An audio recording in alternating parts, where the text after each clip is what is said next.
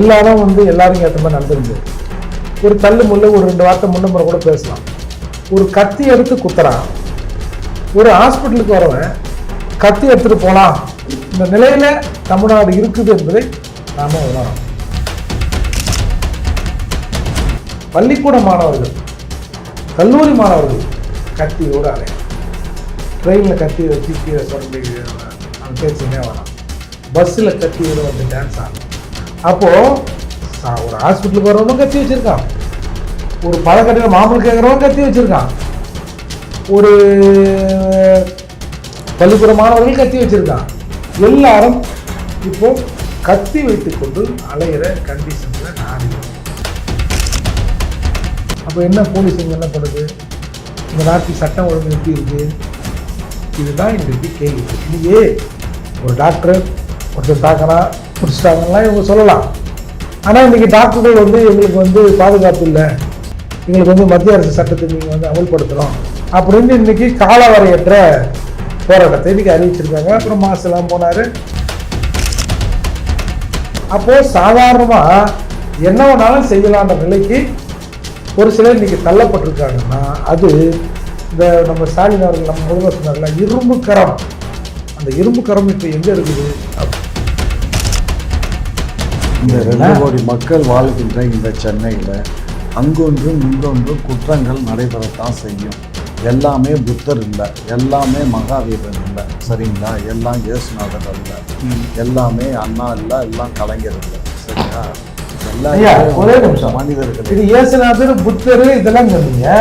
இதுல கொண்டாந்து அண்ணா கலைஞர் சேர்ந்தீங்க. அவங்க எல்லாம் அதுக்கு ஈக்குவலான ஆட்கள். ஆசையா துன்பத்துக்கு காரணம்னு சொன்னவர் புத்தர், எல்லாத்தையும் ஆசைப்படும் சொன்னவர் கலைஞர்.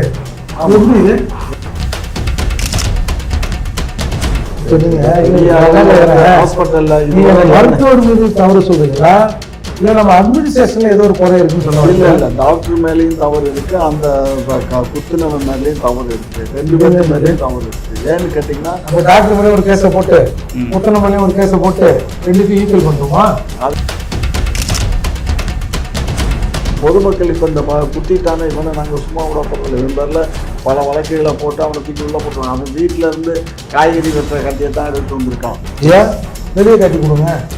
ஸோ அங்கங்கே 2 ஒரு இந்த ஹெல்த் சென்டர் மாதிரி அங்கங்கே ஒரு 4 பட்டாக்கத்தி வச்சிட்டிங்கன்னா கவர்மெண்ட்டு அவன் யாராவது வெட்டினா அந்த கத்தி எடுத்து. அதே மாதிரி இன்னைக்கு ஒரு 16 அடி பாயக்கூடிய ஒரு முதலமைச்சராக எங்கள் கட்சியினுடைய தலைவராகத்தான் செயல்பட்டுக்கிட்டு இருக்காரு, புரியுதுங்களா? 100 கலைஞருக்கு ஈக்குவல் அவரு, சரியா? அப்ப கலைஞர் மக்கள் சொல்லலாமா?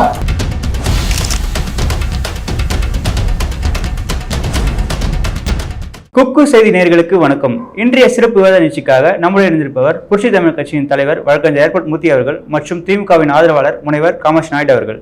வணக்கம் சார். வணக்கம் சார். வணக்கம் ஏர்போர்ட் மூர்த்தி சார். இப்போ பார்த்தீங்கன்னா கிண்டி மருத்துவமனையில் ஒரு மருத்துவருக்கு கத்தி குத்தி விழுந்திருக்கு. இது எதாச்சியான ஒரு செயலாக பார்க்கணுமா இல்லை தமிழக சட்ட ஒழுங்கு நிலை தவறி இருக்குன்னு பார்க்கணுமா? அது இது எதாச்சியான செயல் அப்படின்னு காமராஜ் ஐயா சொல்லுவார். நேற்று வட சென்னையில் ஒரு பழம் வைக்கிற அம்மா கிட்ட ஒருத்தர் மாமூல் கேட்குறான். அந்த அம்மா இல்லைங்குது, போகுது வருதுங்குது. உடனே அந்த அம்மா வெட்டி கொல்லப்படுகிறாங்க. அந்த தாக்குதலை தடுக்க வந்த கணவரும் சீரியஸாக ஆஸ்பத்திரியில் இருக்கிறாங்க. இதெல்லாம் எதாச்சியாக நடந்ததா சொல்லுங்க? ஒரு நபரை ஒரு படத்திற்காக ஒருத்தனை கொன்னாலும் பரவாயில்ல அப்படிங்கிற சூழல் இங்கே இருக்கிறது. இப்போ நம்ம டாக்டர்கிட்ட போகிறோம், கொஞ்சம் டாக்டருக்கு கொஞ்சம் நமக்கு ஏற்றுக்காதபடி நடக்கிறாருன்னா நம்ம உடனே டாக்டர் சண்டை போட்டுருவோமா? நம்ம என்ன நினைப்போம்? இல்லை பார்த்து ஹேண்டில் பண்ணோம், டாக்டரு அவன் என்ன ஊசி போகிறான்னு யாருக்கு தெரியும், அப்படி தான் நினைப்போம். ஆனால் ட்ரீட்மெண்ட் விஷயத்தில் ஒரு அம்மாவுக்காக ஒரு பையன் சார் எல்லாரும் எல்லாரும் ஏற்ற மாதிரி நடந்துக்க முடியாது. ஒரு தள்ளு முள்ள ஒரு 2 வார்த்தை முன்னமுறை கூட பேசலாம். ஒரு கத்தி எடுத்து குத்துறான், ஒரு ஹாஸ்பிட்டலுக்கு வரவன் கத்தி எடுத்துகிட்டு போகலாம். இந்த நிலையில் தமிழ்நாடு இருக்குது என்பதை நாம் உணரணும். நீங்கள் பார்த்துருப்பீங்க, கஞ்சா விற்கிறாங்க. கஞ்சா விற்பதை போலீஸ் போய் அந்த அந்த ஒரு சந்தர்ப்பத்தில் தடுத்துருக்காங்க. உடனே அந்த கஞ்சா விற்பவர்கள் போலீஸை அடிக்கிறான். சரி, இது கூட எதாச்சியாக நடந்ததுன்னு ஒத்துக்கலாம் சார். அவர்களை வந்து மெடிக்கல் ரிப்போர்ட் எடுக்கிறதுக்கு ராயப்பேட்டை ஹாஸ்பிட்டலுக்கு கொண்டு வராங்க. சார், ராயப்பேட்டை ஹாஸ்பிட்டலுக்கு வந்து போலீஸ் மீது தாக்குதல் நடத்தி விட்டு அவனை செக்யூர் பண்ணுறதுக்கு ஒரு கும்பல் நிற்கிது. சார், இதெல்லாம் சினிமாவில் காட்டலாம். சினிமாவில் காட்டினா நல்ல காட்சி அமைப்பு நல்லா எடுத்துதான் நம்ம ரசிக்கிறபடியாக இருக்கும். சார், நிஜத்தில் நம்ம சென்னையில் இருக்க ராயப்பேட்டை மருத்துவமனையில் இந்த சம்பவம் நடக்குது. பள்ளிக்கூட மாணவர்கள், கல்லூரி மாணவர்கள் கத்தியோடு அலையிறான். ட்ரெயினில் கத்தியை வச்சு கீழே சுரண்டி அவன் தேய்ச்சிக்கினே வரான். பஸ்ஸில் கத்தியோடு வந்து டான்ஸ் ஆடுறான். அப்போது ஒரு ஹாஸ்பிட்டலுக்கு வரவனும் கத்தி வச்சுருக்கான், ஒரு பழக்கடையில் மாமூல் கேட்குறவன் கத்தி வச்சுருக்கான், ஒரு பள்ளிக்கூட மாணவர்கள் கத்தி வச்சுருக்கான். எல்லாரும் இப்போது கத்தி வைத்து கொண்டு அலையிற கண்டிஷனில் நாடு இருக்குது. ஒரு ஆம்ஸ்ட்ராங் அவர்களை கொல்லும்போது கிட்டத்தட்ட அந்த ஸ்பாட்டில் ஒரு 3-4 இடமாக ஒரு 60-70 பேர் இருந்ததாக ஒரு சொன்னாங்க. 70 பேர்னா 70 நபர் ப்ளஸ் ஒரு 70 கத்தி. சரி, குறைஞ்சது ஒரு 50 கத்தினாவது வைங்க. ஆளுக்கு ஒரு கத்தி இல்லைன்னா கூட ஒரு 70 கத்தி, ஒரு 50 கத்தின்னு வைங்க. ஒரு 50 கத்தியும் ஒரு சம்பவத்தை நடத்தி விட்டு 50 கத்தியும் சென்னையை விட்டு நகருது. அப்போ என்ன போலீஸ் இங்கே என்ன பண்ணுது? இந்த நாட்டில் சட்டம் ஒழுங்கு எப்படி இருக்குது? இதுதான் இன்றைக்கு கேள்விக்குறி. இன்றைக்கி ஒரு டாக்டர் ஒருத்தர் தாக்கினா பிடிச்சிட்டாங்கன்னா இவங்க சொல்லலாம். ஆனால் இன்றைக்கி டாக்டர்கள் வந்து எங்களுக்கு வந்து பாதுகாப்பு இல்லை, எங்களுக்கு வந்து மத்திய அரசு சட்டத்தை நீங்கள் வந்து அமல்படுத்தணும் அப்படின்னு இன்றைக்கி காலவரையற்ற போராட்டத்தை இன்றைக்கி அறிவிச்சிருக்காங்க. அப்புறம் மாசெல்லாம் போனார், திரும்பவும் இவங்க கூப்பிட்டு பேசுவாங்க, திரும்பவும் வந்து ஏதாவது உத்தரவாதத்தை கொடுப்பாங்க, திரும்பவும் நடக்கும். இதற்கு முன்னால் எனக்கு தெரிஞ்சு தமிழகத்தில் இப்போ அடிக்கடி வந்து மருத்துவர்களை தாக்குகிற போக்கு நடக்கு. நீங்கள் ஒரு இடத்துல பார்த்தீங்கன்னா ஒரு அக்யூஸ்ட், ஒரு குற்றம் சாட்டப்பட்டவனை குடிச்சிட்டவனை வந்து நீதிமன்றத்தை ஹாஸ்பிட்டலுக்கு கொண்டு வராங்க, அவன் போலீஸ் அடிக்கிறான். நீங்கள் பார்த்துருப்பீங்க அந்த வீடியோ. அப்போது சாதாரணமாக என்ன வேணாலும் செய்யலான்ற நிலைக்கு ஒரு சிலர் இன்றைக்கி தள்ளப்பட்டிருக்காங்கன்னா அது இந்த நம்ம ஸ்டாலின் அவர்கள் நம்ம முதல்ல சொன்னார்ல இரும்பு கரம், அந்த இரும்பு கரம் இப்போ எங்கே இருக்குது அப்படின்னு நமக்கு தெரியல. இதுங்க ஏதோ ஒருத்தனை தாக்கினா ஒருத்தனை போனால் அவனோட முடிவு போகிறதில்ல. இன்றைக்கி தமிழ்நாடு முழுக்க இருக்கிற டாக்டர்கள் ஸ்ட்ரைக் போகிறாங்கன்னா எத்தனை வந்து எமர்ஜென்சி கேஸ் இவங்க சொல்லுவாங்க நாங்கள் எமர்ஜென்சி பார்த்துருவோன்னு. பட் வலியால் இருக்கிறவனுக்கு ஒரு வயிற்று வலினா கூட ஒரு டாக்டரே வரலையே, 2 மணி நேரம் 4 மணி நேரமாக படுத்துனுங்கிறான், ஒரு டாக்டர் வந்து என்னான்னு கேட்கலையே அப்படின்னும் போது அவனுக்கு வந்து மன ரீதியாக அந்த வயிற்று வலி கூட சாதாரண வயிற்று வலியோட அதிகரிக்கத்தான் செய்யும். அப்போது இதையெல்லாம் பார்க்க வேண்டிய அரசு உடனே நாங்கள் எஃப்ஐஆர் போட்டோம், அதை பண்ணிட்டோம், இதை பண்ணிட்டோம் அப்படின்னு சொல்லுவாங்க. இது எதையுமே செய்யாத திறனற்ற அரசாக இருக்கிறது தான் நம்ம இதில் இருந்து பார்க்கணும். கமல் சார், இந்த ஒரு சம்பவம் வைத்து கொண்டு மட்டும் நான் கேட்கல, இதுக்கு முன்னாடி பார்த்தீங்கன்னா நிறைய சம்பவங்கள் நடந்திருக்கு. ஆனால் இந்த அளவுக்கு தமிழக சட்ட காவல்துறை வந்து மெத்தனமாக வேலை செய்கிறாங்கன்னா இதை கையில் வைத்து கொண்டிருக்க ஸ்டாலின் அவர்கள் என்ன செய்கிறான்ற கேள்வி இருக்குல்ல சார்? தம்பி, நீங்கள் ஒரு விஷயம் நல்லா புரிஞ்சுக்கோங்க. இந்த நாட்டில் 8 கோடி மக்கள் வாழ்கிறாங்க. எக்ஸ்பெஷலி சென்னையில் மட்டுமே 2 கோடி மக்கள் இருக்காங்க. 2 கோடி போலீஸ் போட முடியுமா? இந்த 2 கோடி மக்கள் வாழ்கின்ற இந்த சென்னையில் அங்கொன்றும் இங்கொன்றும் குற்றங்கள் நடைபெறத்தான் செய்யும். எல்லாமே புத்தர் இல்லை, எல்லாமே மகாவீரர் இல்லை, சரிங்களா? எல்லாம் இயேசுநாதர் அல்ல, எல்லாமே அண்ணா இல்லை, எல்லாம் கலைஞர் இல்லை, சரியா? ஒரே நிமிஷம், மனிதர்கள். இது இயேசுநாதர் புத்தர் இதெல்லாம் சொன்னீங்க. ஆமா, இதுல கொண்டாந்து அண்ணா கலைஞர் சேர்க்குறீங்க. அவங்க எல்லாம் அதுக்கு ஈக்குவலான ஆட்கள் தான். ஆசையா துன்பத்துக்கு காரணம்னு சொன்னவர் புத்தர், எல்லாத்தையும் ஆசைப்படும் சொன்னவர் கலைஞர். எப்படி இது? எல்லாம் ஒண்ணுதான், எல்லாம் ஒண்ணுதான். எப்படி சார் ஒன்றாகும்? எங்களுடைய தொண்டர்கள்ங்கிற முறையில் நாங்கள் அவரை வந்து இயேசுநாதருக்கு இணையாகவும் புத்தருக்கு இணையாகவும் நாங்கள் வச்சுப்போம். நீங்க உங்க தவறுன்னு நீங்க அந்த வரிசைப்படுத்தாதீங்கன்ற இயேசுநாதர் புத்தர் கலைஞர்னு. அதெல்லாம் எங்களுக்கு அது ஏற்புடையது, நாங்கள் ஏற்புடையதை நாங்கள் பேசுகிறோம், சரிங்களா? ஆகையினால இது வந்து இவ்வளோ கோடி மக்கள் 2 கோடி மக்கள் இருக்கிற இந்த தேசத்தில் இந்த சிட்டியில் ஹாஸ்பிட்டல்னு எடுத்துக்கிட்டிங்கன்னா ஒரு நாளைக்கு வந்து போகிற ஜனங்கள் மட்டுமே குறைந்தபட்சம் ஒரு 10,000 பேர் வர்றாங்க போகிறாங்க. அதில் ட்ரீட்மெண்ட் கொடுக்கறதுக்கு கொஞ்சம் காலதாமதம் ஆகுது. 2வது இவங்க ஒரு இதை, அதாவது நோயாளியே வந்து எனக்கு அதை பண்ணுங்க, இவன் இந்த இது கூட என்ன சொல்லியிருக்கேன், ஹேமா தெரப்பி ஏதோ பண்ணணும், அவர் அதுக்கு ரெக்கமெண்ட் பண்ணலை, அதனால தான் நான் குத்துனேன்னு ஸ்டேட்மெண்ட் கொடுத்துருக்கான். இது டாக்டர் முடிவு செய்கிறதா, நோயாளி முடிவு செய்கிறதா? இந்த நோய்க்கு என்ன ட்ரீட்மெண்ட் கொடுக்கணும் டாக்டர் தான் முடிவு பண்ணணும், நோயாளி முடிவு பண்ண இயலாது. அந்த கோபத்தில் தான் குத்துனதாக கேள்விப்படுறோம். இது வந்து எப்படின்னு கேட்டிங்கன்னா, சட்டம் ஒழுங்கை வந்து பொதுமக்களே கையில் எடுத்துக்கிற செயல்பாடு இது. ரெண்டாவது, டாக்டர்கள்ட்டையும் கொஞ்சம் விழிப்புணர்வு வேணும். நோயாளிகளை மனிதர்களாக மதிக்க கற்றுக்கணும். அவங்களுடைய வரி பணத்திலேருந்து தான் டாக்டர்கள் சம்பளம் வாங்குறீங்க. அப்படி சம்பளம் வாங்கக்கூடிய டாக்டர் வந்து பொதுமக்களையே மதிக்காத நிலையில் அவங்க கேட்டால் கூட இல்லைங்க இது இப்படி பண்ணணும் அப்படி பண்ணணும் எடுத்து வைக்கணும். அதை விட்டுட்டு எடுத்தோம் கவிழ்த்தோன்னு பேசும்போது தான் ரொம்ப கோபத்தின் உச்சக்கட்டத்துக்கு மூர்த்தி சொல்லும்போது கூட சொன்னாரா இல்லையா, கோபத்தின் உச்சக்கட்டத்துக்கு போகும்போது அந்த மாதிரி ஒரு சூழ்நிலை உருவாகுது. அது தப்பாக ரைட்டானா தப்பு தான். அதை வந்து நான் வந்து இதுபடுத்துறதுக்கு நியாயப்படுத்துறதுக்கு வரல. அது இரு பக்கமும் அந்த தவறு இருக்குது. டாக்டர்கிட்ட அவர் இஷ்டத்துக்கு விட்டணும், நோயாளியை அவங்க பார்த்து சுத்தப்படுத்துவாங்க.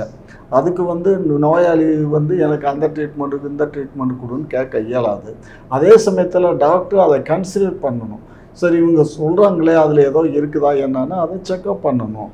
தனக்கு தெரியல கூட அடுத்த டாக்டர்கிட்ட போய் பாருங்கன்னு அவங்கள்ட்ட அனுப்பிச்சி வைக்கணும். அதை விட்டுட்டு ரொம்ப ஒரு அதாவது ஹாஸ்பிட்டலில் கவர்மெண்ட் ஹாஸ்பிட்டலில் ரொம்ப இல்லை இந்த விழிப்புணர்வு ஏற்படுத்தணும்னு சொல்லியிருந்தீங்கல்ல. ஆமாம், இது யாரோட தவறு? தமிழக அரசு சொல்லியிருக்கணும். இல்லை, தமிழக அரசு டாக்டர்ஸுக்கு நிறைய டாக்டர்ஸுகளுக்கும் பொதுமக்களுக்கும் நாங்கள் நிறைய விழிப்புணர்வை உண்டு பண்ணிக்கிட்டு தான் இருக்கோம். இப்போ என்ன கண்டு எங்கேயோ ஒன்றும் இங்கே தானே நடக்குது. இப்போ நீங்கள் ஹாஸ்பிட்டலில் நீங்கள் மருத்துவர் மீது தவறு சொல்கிறீங்களா இல்லை நம்ம அட்மினிஸ்ட்ரேஷன்ல ஏதோ ஒரு குறை இருக்குன்னு சொல்லுவாங்க? இல்லை, டாக்டர் மேலேயும் தவறு இருக்கு, அந்த குத்துனவன் மேலேயும் தவறு இருக்கு, ரெண்டு பேருக்கு மேலேயும் தவறு இருக்கு. ஏன்னு கேட்டீங்கன்னா, அப்போ டாக்டர் மேலே ஒரு கேஸை போட்டு குத்துன மேலேயும் ஒரு கேஸை போட்டு ரெண்டுத்தையும் ஈக்குவல் பண்ணுமா? அது ஈக்குவல் பண்ற அதை அரசாங்கம் பார்க்கும், அந்த வேலையை காவல்துறை பார்க்கும். அதுக்கு நான் புத்தி சொல்ற அளவுக்கு எனக்கு புத்தி வளர்ச்சி இல்லை. சரிங்களா? வெரி சிம்பிள் பாருங்க. நீங்க இதுல வந்து நம்ம ராஜீவ்காந்தி ஹாஸ்பிட்டல்ல ஒரு ஃபுட்பால் பிளேயர், ஒரு சிறு வயது அம்மா வந்து ஒரு பொண்ணு வந்து கால் வலிக்காக ஆஸ்பத்திரியில் அட்மிட் ஆனா, எந்த காலை ஆப்ரேட் பண்ணமோ அந்த காலை விட்டு வேற ஒரு காலை ஆப்ரேட் பண்ணாங்க. திரும்ப இந்த காலை பண்ணி கடைசியில் அது இறந்தே போச்சு. அப்போ இது யாருடைய மிஸ்டேக்கு? அமைச்சர் மா சுப்பிரமணியம் என்ன பண்ணுறாரு? ஏங்கண்ண, அமைச்சர் மா சுப்பிரமணியம் என்ன பண்ணுவாரு? மானிட்டரிங் பண்ணுவாரு. இதெல்லாம் நீங்களே சொல்றீங்க சார். இதுக்கு மாதிரி ஒரு சம்பவம் நடந்திருக்குன்னு சொல்லியிருக்கீங்க. இப்போ இன்னொரு சம்பவம் நடக்குது. ஃபர்ஸ்ட் சம்பவத்திலே கரெக்ட் பண்ணியிருந்தா இந்த விஷயம் நடந்திருக்காதுல்ல? எல்லாமே கரெக்ட் பண்றாங்கண்ணே. நீங்க இந்த டாக்டர்ஸுக்கு வந்து என்ன ஒரு பெரிய இதுன்னா, ஒன்னா அந்த டாக்டர் பூரா வெளியில வந்து உட்காந்துருவான். இன்னொன்று என்ன பண்ணுவான், இவங்களுக்கு ஆதரவாக அந்த நர்சஸ் பூரா வெளியில் வந்துடுவாங்க. அப்போ பெட்டில் அட்மிட் ஆகியிருக்க நோயாளிகள் வந்து பாதிக்கப்படுறாங்க. இந்த காரணத்தினால எமர்ஜென்சி பர்பஸாக இருக்கிறதுனால டாக்டர்ஸ் மேலேயும் நடவடிக்கை எடுக்க இயல மாட்டேங்குது. பொதுமக்கள் இப்போ இந்த குத்திட்டான இவனை நாங்கள் சும்மா விட போகிறதில்ல, இவன் பேரில் பல வழக்குகளை போட்டு அவனை தூக்கி உள்ளே போட்டுருவான். அவன் வீட்டில் இருந்து காய்கறி வெட்டுற கத்தியை தான் எடுத்து வந்திருக்கான். ஏன் பெரிய கத்தி கொடுங்க. ஸோ அங்கங்கே ரெண்டு ஒரு இந்த ஹெல்ப் சென்டர் மாதிரி அங்கங்கே ஒரு 4 பட்டா கத்தி வச்சிட்டிங்கன்னா கவர்மெண்ட்டு அவன் யாராவது வெட்டினா அந்த கத்தி எடுத்துட்டு. அதனால இது வந்து இவர் சொன்னார்ல, ஆம்ஸ்ட்ராங்கை கொலை பண்ணும்போது 60 பேர் நின்றான், 60 பேர் கத்தியோடு நின்றான் வச்சு, இதெல்லாம் வந்து ஏற்புடையதா? எல்லாமே அந்த இதில் காட்டினாங்களே, ஓடுனது முதற்கொண்டு காட்டினாங்க. ஒரு 4-5 பேர் தான் ஓடுனா குத்திட்டு. ஐயா மொத்தம் 3 பேச்சா நின்றுந்தாங்களாம். அது அங்கே நிற்கல. அவன் எல்லாம் சிட்டிக்குள்ள, அதாவது இங்கே ஒரு 100 அடி தள்ளி, ஒரு 200 அடி தள்ளி, ஒரு 500 அடி தள்ளி. அப்போ அத்தனை கத்திகள் வந்து இங்கே சென்னையிலேருந்து சென்னை கடந்து போகுதுன்னா என்ன வந்து இந்த மாநகரத்தோட பாதுகாப்பு என்ன? மூர்த்தி சார், இப்போ இந்த விஷயங்கள் நடக்குது ஒரு பக்கம் இருக்கட்டும், ஆனா அதுக்கப்புறம் எடுக்கிற நடவடிக்கைகள் வந்து சரியா தானே இருக்கு. இப்போ லைக் இந்த விஷயத்துக்கே எடுத்துக்கலாமே, டெப்டி சிஎம் உதயநிதி ஸ்டாலின் அவர்கள் நேரில் போய் பார்த்திருக்காரு. சார் இது முதல் சம்பவமா சார்? நான் கேட்கறது வந்து மருத்துவர்கள் தாக்கப்படுவது இது முதல் சம்பவமா இந்த ஆட்சியில? சொல்லுங்க. இல்ல. அப்புறம் சார் ஒவ்வொரு சம்பவம் நடக்குது சார், ஒவ்வொரு சம்பவம் நடக்கும் போதும் ஒரு எஃப்ஐஆர் போட்டு தான் சார் ஆகணும். காமச்சேஸ் பேசுற மாதிரி நீங்களும் பேசாதீங்க. கொலை நடத்துற நாங்கள் தான் எஃப்ஐஆர் போட்டுமே, விட்டா நான் எஃப்ஐஆர் போட்டுமே. ஒரு வெட்டு நடந்து எஃப்ஐஆர் போடுவது அடுத்த வெட்டு நடக்காமல் தடுப்பதுக்கு தான் எஃப்ஐஆர். ஒரு டாக்டரை தாக்கினால் அவர்கள் மீது நடவடிக்கை எடுப்பது அடுத்த டாக்டரை இவனை தாக்கக்கூடாமல் இருக்கிறதுக்கான நடவடிக்கை தானே தவிர, இன்னைக்கு கிண்டியில் தாக்கினா, அன்றைக்கி கோயம்புத்தூரில் தாக்கினா, நேற்று ஜிஹெச்சில் தாக்கினா, நேற்று ஸ்டாலினில் தாக்கினா, எல்லாத்துக்கும் நாங்கள் எஃப்ஐஆர் போட்டோம் அப்படின்னு சொல்றது இல்லை சார். இது ஒரு அரசின் சிறைத்தன்மையை கேள்விக்குள்ளாக்குற விஷயம். இது ஒரு மருத்துவர் சார், மருத்துவர் இப்போ ஐயா சொல்றது பார்த்தா மருத்துவர் எல்லாம் தப்புன்ற மாதிரி ஐயா பேசுறாரு. சார், எல்லா துறையிலும் தவறு இருக்கும். மருத்துவர்கள் தவறு செய்கிறார்கள் என்றால் கூட அதற்கும் அரசு தான் பொறுப்பு. இப்போ நீங்கள் ஒரு சம்பவம் நடைபெறுது. நம்ம மாசு சுகாதாரத்துறை அமைச்சர் ஒரு ஹாஸ்பிட்டலுக்கு போகிறாரு. 2 மணிக்கு மேலே ஏதோ போகிறாரு. ஃபர்ஸ்ட் ஷிஃப்ட்டில் ஒரு 10-11 பேருக்கு ஸ்கேன் எடுத்துருக்கானுவோ, காசு வாங்கியிருக்கு, பில்லு கொடுத்துருக்கானோ. உடனே டக்குன்னு இவர் வந்து அப்படி பயங்கரமான நடவடிக்கை எடுக்கிறாராம். உடனே கேமராக்கள் முன்னாடி ஃபோனை போட்டு, யோ எங்கேயா போயிட்டேன், வாயா நீ முடிட்டா வந்து என்ன காசு வாங்கியிருக்க, திரும்பி அந்த காசு எல்லாத்தையும் கொடு, இன்னும் இவன் லஞ்சம் வாங்கின மாதிரி. பல வருடங்களாக கடந்த ஆட்சியிலிருந்து இந்த மாதிரி ஸ்கேன் எடுப்பதற்கும் எக்ஸ்ரே எடுப்பதற்கும் ஒரு மினிமம் சார்ஜ் வழங்கப்படுகிறது. அது ஒரு தனியார் நிறுவனத்துக்கு கொடுக்கப்பட்டு அந்த ஃபிலிம் சார்ஜை வந்து இவங்க கொடுக்குற மாதிரி சிஸ்டம், அதுக்கு பில் தராங்க. அந்த பணம் அரசுக்கு அந்த நிறுவனத்துக்கெல்லாம் போகுதுன்னு வச்சுங்க.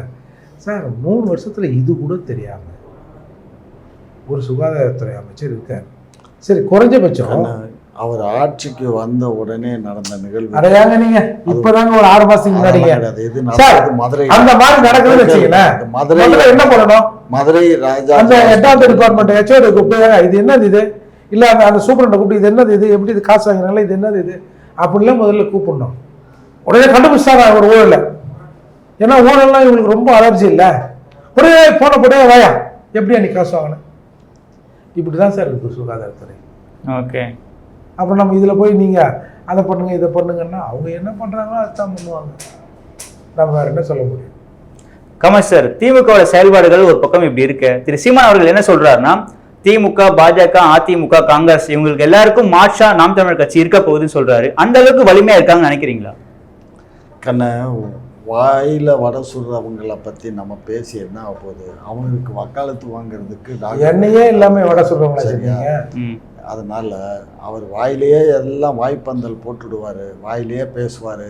எல்லாம் நான் ஆட்சிக்கு வந்தேன், திராவிட இயக்கமே கல்யாணத்துலயும் சாவிலையும் பேசி பேசி தான் இவங்க கன்வின்ஸ் பண்ணாங்க. அதெல்லாம் அந்த காலம். இப்போ நம்ம வந்து என்னன்னா, இவர் வந்து துடிக்க துடிக்க நரம்பு புடைக்க புடைக்க நாக்கு அப்படியே சொல்லலை பேசுகிறாரு. ரொம்ப வீரமாக பேசுகிறாரு, விவேகமற்ற பேசுகிறாரு. இவர் பேசுகிற பேச்சுக்கள் எல்லாம் விவேகத்துக்கும் எதுக்கும் சம்பந்தம் இருக்காது. ஒன்லி விவேகமற்ற பேச்சு தான் இவங்களுக்கு வேர்க்க விரும்புகிறா.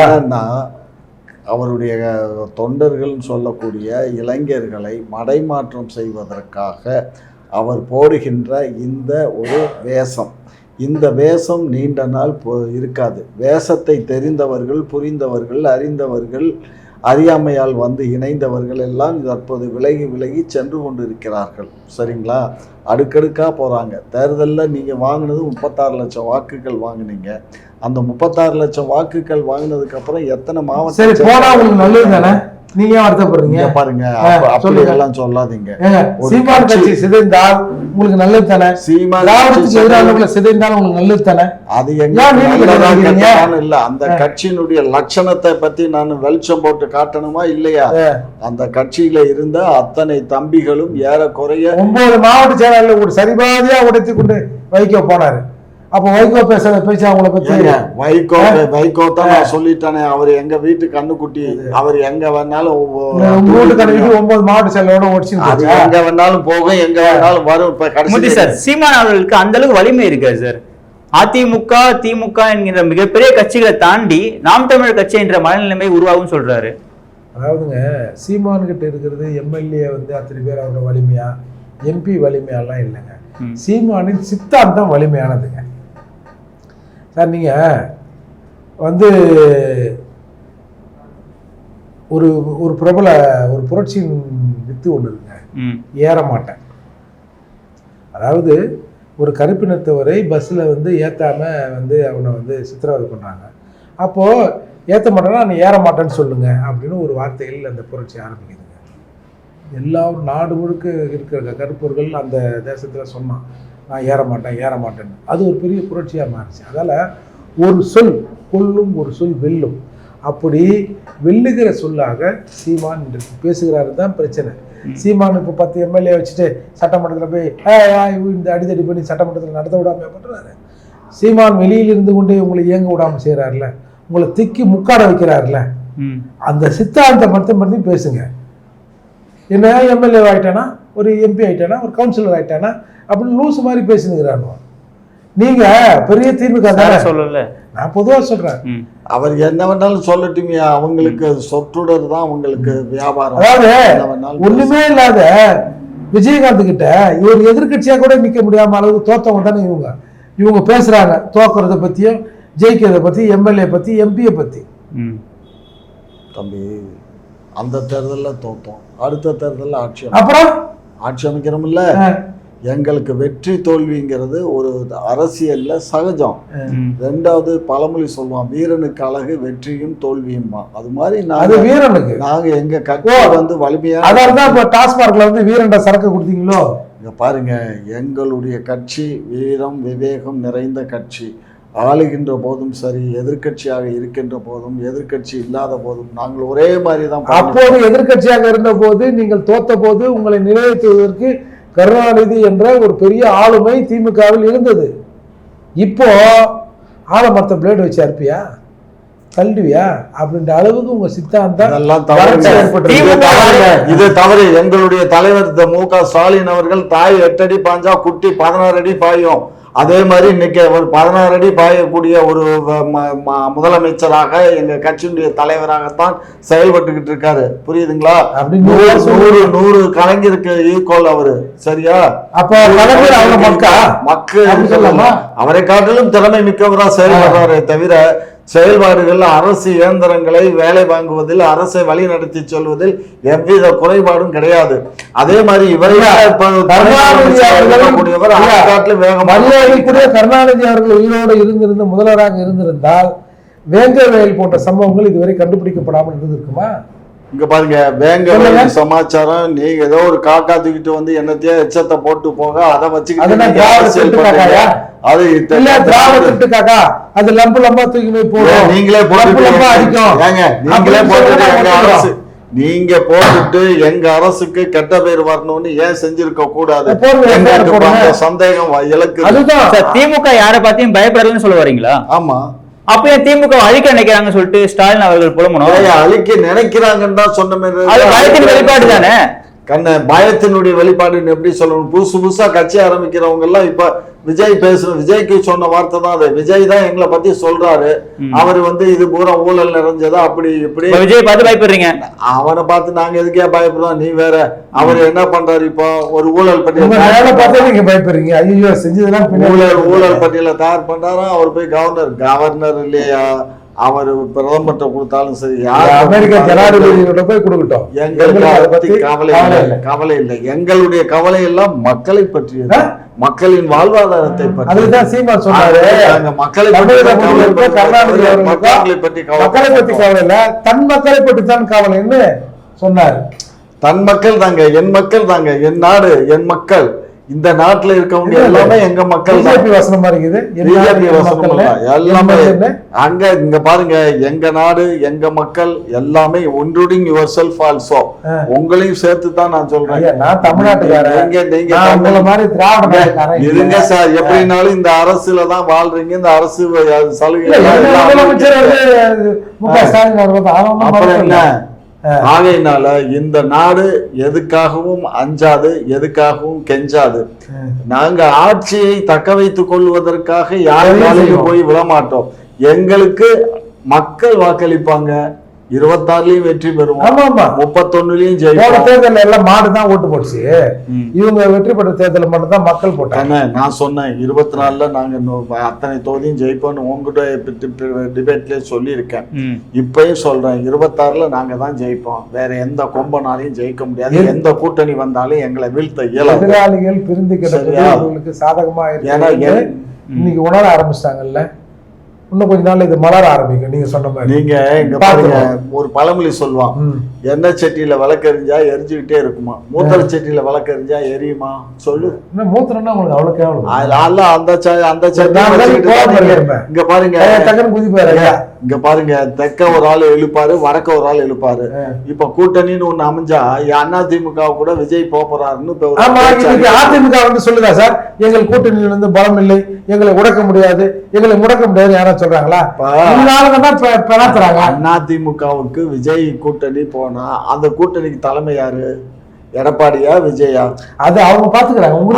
அது அரசியலுங்க, அவங்க பாத்துக்குவாங்க. நாங்க எப்படிங்க விட முடியும்? இது அரசியல் களத்துல எல்லாமே பேசிட்டாங்க. அதிமுக எந்த கூட்டணியில இருக்குமோ, யார் அவங்க கூட்டணியில முதன்மையா இருக்குன்றத எடப்பாடியார் கவலைப்பட்டாலும் ஒரு அர்த்தம். எடப்பாடி இல்ல, நான் ஏன் கவலைப்படுறேன்னா இவரு தலைவரா அவர் தலைவரா உங்களுக்கு என்ன பிரச்சனை? கூட்டணி அமையாதுங்கிறதுக்கு தான் இதை நான் வணக்கம் கொடுக்குறேன். திமுக சொல்லியா இந்த நிதி வந்தா கூட ஒருத்தர் அவரை நான் முதல்வராக்கிட்டு செத்தன்னா பரவாயில்ல. அது எங்க ஆட்கள் எங்க கட்சியில இருக்க கூட்டணியில அண்ணா கூட இருந்தேன், கலைஞர் கூட இருந்தேன், வந்து ஸ்டாலின் அவர்கள் கூட இருந்தேன், உதயநிதி அமைச்சரும் நான் இருப்பது பெருமை கொள்றேன் அப்படின்னு உங்க பெரிய மனுஷன் சொல்லலையா? இங்க பாருங்க, துரைமுருகன் தான் சொன்னாரு. நாங்க எல்லாம் வந்து எங்களுக்கு அதை பத்தி எல்லாம் காமச்சேரியா சொல்லலையாங்க? என்னை செத்து போன்னு சொன்னா நான் செத்து போயிடுவேன். ஆமா, உண்மைதான். என்னை பொறுத்த மட்டிலும் திராவிடம் தான் இந்த நாட்டை வாழ வைக்கும்.